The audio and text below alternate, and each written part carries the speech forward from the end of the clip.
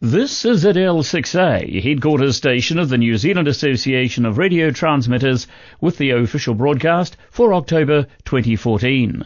Tonight, presidential comment, headquarters news, and on the international scene, the Sun unleashes an X-class flare on October 22nd. Russia plans to launch newly designed smart mini-satellites. That and more on tonight's NZART official broadcast. Good evening, everyone. Presenting the official broadcast, I'm Jim Meechan, ZL2BHF in Nelson. First up on tonight's broadcast, it's news from our President. Here's Vaughan Henderson, ZL1VH. Vaughan? Thanks, Jim. Good evening, everyone. I hope you're all enjoying the Labour weekend break. Firstly, tonight I'd like to congratulate Otago Branch 30 on their very successful reenactment of the contact between Frank Bell at Shag Valley and Cecil Goodyear at Mill Hill School in London. The team from Otago Branch did a fantastic job setting up the amateur station and also found the time to let us all know very promptly how the commemoration went. Well done to everyone involved. I've been getting some comment from well-travelled members querying the quoted budget of $15,000 to send our liaison officer, Don Wallace at L2TLL, to Geneva next year to attend the World Radio Conference. The $15,000 was an estimate to allow us to put together your association's budget for 2015. In fact, the actual cost, and please remember we are still over 12 months out from WRC 15, is expected to come in under $12,500. Well, that's still too much to be spending, I hear you say. Please consider the following. WRC 15 runs from the 2nd to the 27th of November 2015. It's a total of 25 days, and Don will need to arrive a day or two before the conference starts. Geneva is not one of the cheapest cities to stay in. We're budgeting $7,500 on hotel accommodation alone, and that's for a fairly average hotel. Geneva has some 150 hotels, and already 51 of them are fully booked out for the month of November 2015. Our man will also have to eat and will incur some local travel costs, so we've made provision for those as well. Add in around $3,300 for economy class airfares, and you will see that the numbers fairly quickly start to add up. I'll provide you with more accurate figures as we make and confirm bookings. It's not possible to book airfares more than 12 months ahead, so as of this evening, I don't have an actual figure for that item. My sincere thanks to all of you who have made donations towards the cost of this attendance at WRC 15. I am sure the outcome will be a positive one for amateur radio. The 2014 year is rapidly drawing to a close, and for many branches, there's only 1 or 2 meetings left. If your branch has a particular matter they would like to see discussed at our AGM next year, how about giving some thought to producing a remit for conference? While on the subject of conference, Hamilton Branch is hosting Conference 2015, as announced last month. The venue will be the Te Rapa Racecourse. Hamilton is a very central location and easy to get to by road or air, so take advantage of this and plan to attend our 2015 AGM and conference. Next year is also election year for your executive. Nominations for election to the position of President and the 9 councillors close at headquarters at the end of December. It would be great to have enough people offering their services to be able to have an election for all positions on the NZART executive. If you know of someone who's interested, the nomination forms are available to download from the NZART website. Look under Council and Elections for the link to the nomination forms. If you haven't paid your subscription for 2015 yet, can I remind you that the deadline for payment to take advantage of the $10 early payment discount is the 30th of November.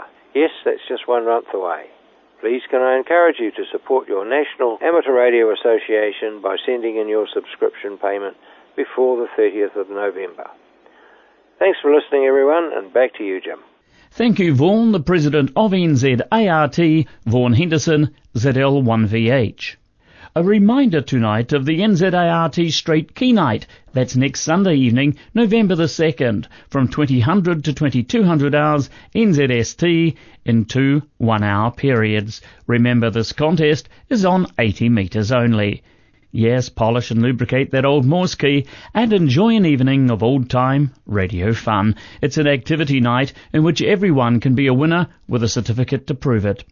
The rules and details of the NZART Straight Key Night can be found on the NZART webpage www.nzart.org.nz. That's the NZART Straight Key Night. That's next Sunday evening, November the 2nd. To news from NZART headquarters, and it's to Upper Hutt we go and say a very good evening to NZART Business Manager Debby Morgan, ZL2DL.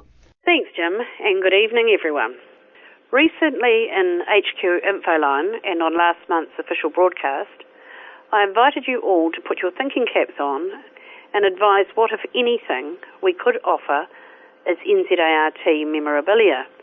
Sadly, I didn't get too many reactions.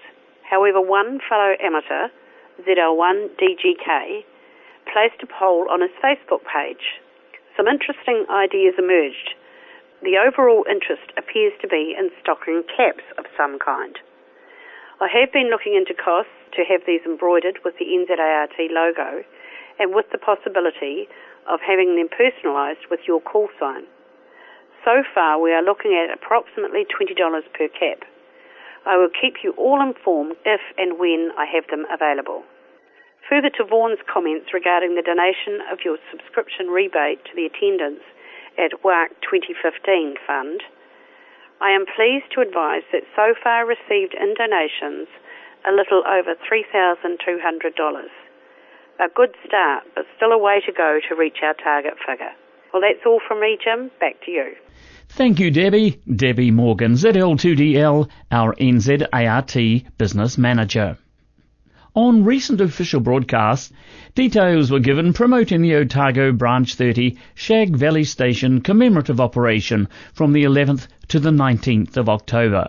Well, the event has been and gone, resulting in successful commemoration of the 90 years anniversary and outstanding publicity for amateur radio in New Zealand, the UK, and in fact, worldwide.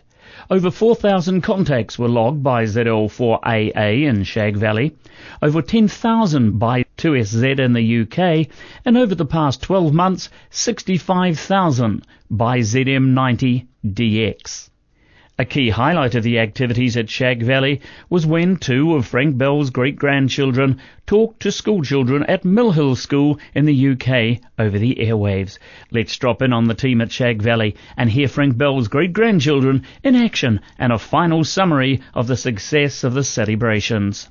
Hello Max, this is Henry Bell calling from Shag Valley Station. Hello Henry, 90 years ago to the very day in this building, Cecil Goyder, who was an ex-Millhillian, made the first ever radio communication in New Zealand. And we're all very proud of him over here, of your great-grandfather. Hello Yasmin, this is Lucy Bell. Over. Hi Lisa, nice to speak to you today. I just wanted to say that it's an inspiration that your great-grandfather was able to do the telecommunication to New Zealand. Over. This is a really great achievement.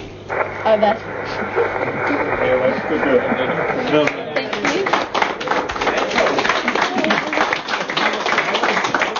you.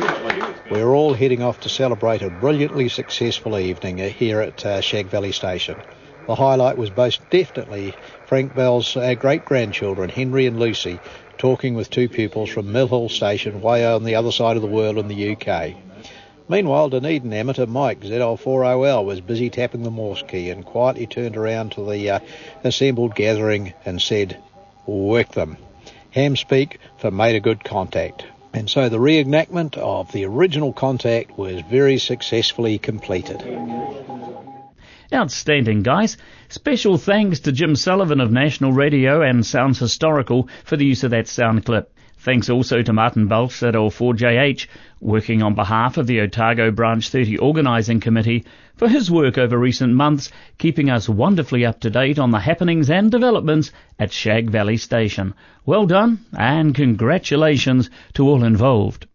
Now, if you are interested in hearing the Radio New Zealand National Sounds historical coverage of the event, go to www.radionz.co.nz/national, select Program and then Sounds Historical, and the coverage is the last 20 minutes of Part 2 of the program for the 19th of October.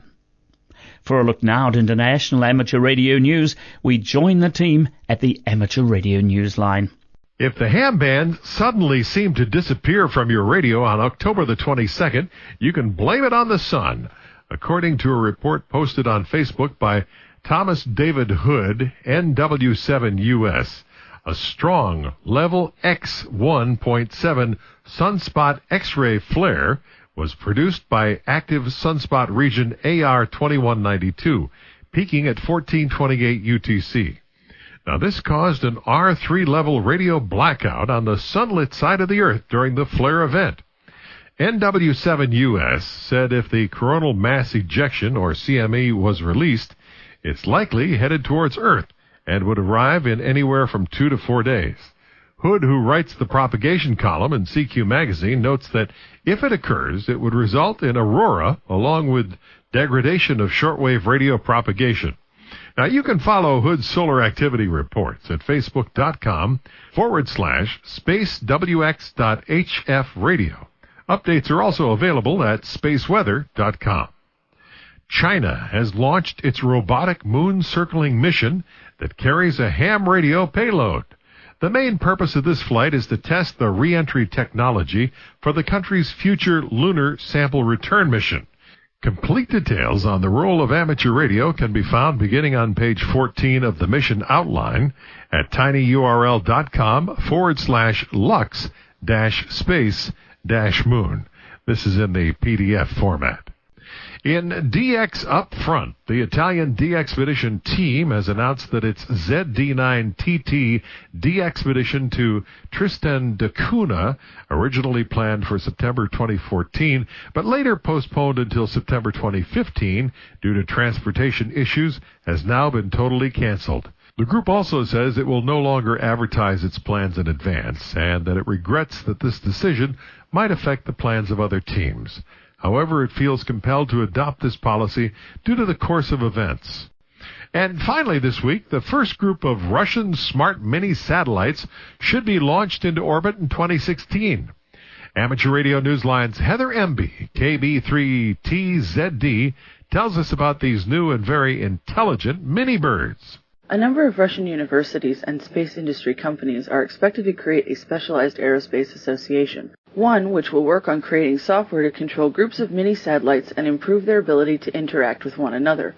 Mikhail Sonkin is the deputy governor of Russia's Tomsk region. He announced that association members will include the Tomsk Polytechnic University and the Tomsk State University. Also that in addition to the smart mini-satellites, both will be working on developing new materials for the space industry as well as establishing communication networks in remote areas. Last month, Sergei Pashky, who is the chairman of the Presidium of the Tomsk Scientific Center, announced that Russian scientists were planning to create unique mini-satellites capable of group interaction. The satellites will be similar to the CubeSats that were developed in the United States, but would be able to self-educate and repair each other without leaving the Earth's orbit. This is quite a step forward in miniature satellite design. For the Amateur Radio Newsline, I'm Heather Emby, KB3TZD reporting. Sonkin made the announcement at the recent Open Innovations Forum in Moscow. For now, with Bill Pasternak, WA6ITF at the editor's desk, I'm Jim Davis, W2JKD, saying 73, and we thank you for listening. Amateur Radio Newsline is copyright 2014. All rights are reserved.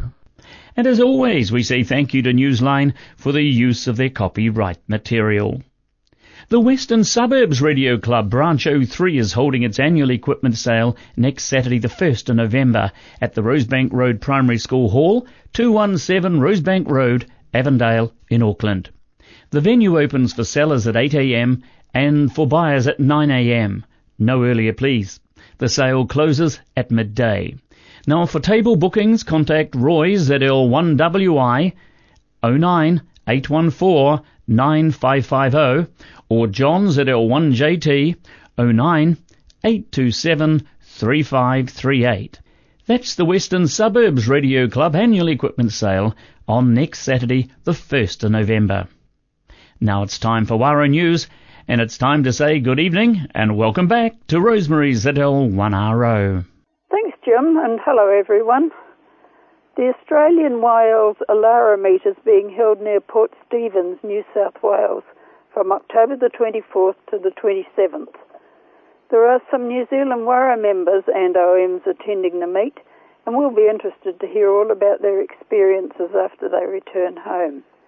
A group of WARO DX members using the call sign V84YL are taking part in a DX expedition to Brunei in the South China Sea from the 5th to the 10th of November. They're looking forward to having contacts with some ZLYLs during that period. You'll find them on HF working both CW and SSB. The operators are Wally DJ6US, Evelyn F5RBP, Ruth IT9ESZ, and Mio JR3MVF. And they're looking forward to making some contacts with New Zealand YL operators. And they'll be known to some of you as well. The Thelma Super Memorial Contest on 80 metres will be held next year on the nights of the 11th and 12th of April 2015. Ruth ZL4KA, who is our contest manager, has simplified the contest rules and they'll be well publicised before the contest.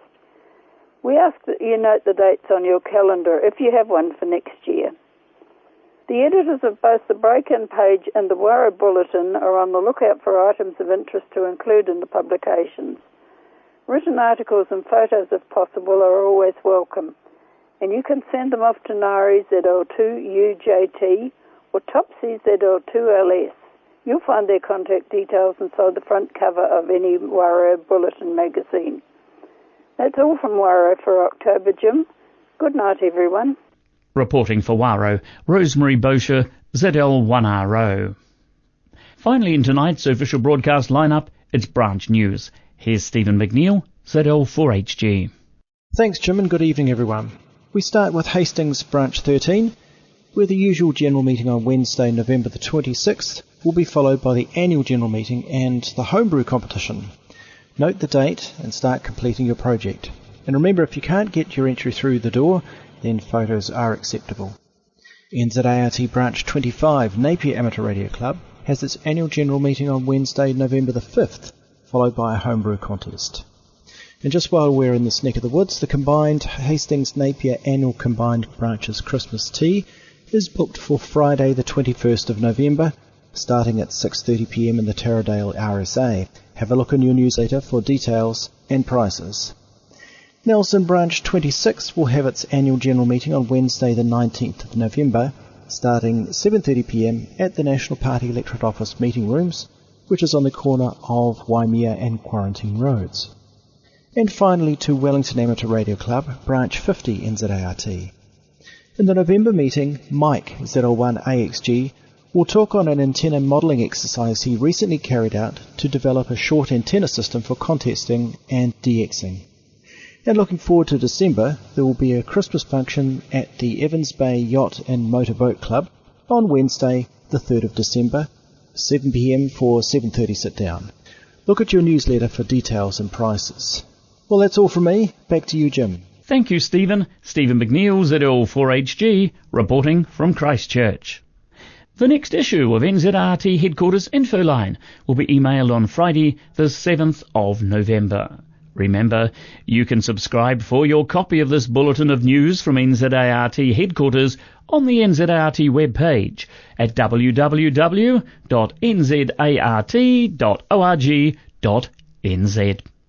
The next official broadcast of NZART will be made by ZL6A at 8 p.m. on Sunday, the 30th of November. This is ZL6A, headquarters station of the New Zealand Association of Radio Transmitters, concluding the official broadcast for October 2014. Good night, everyone. Good night now.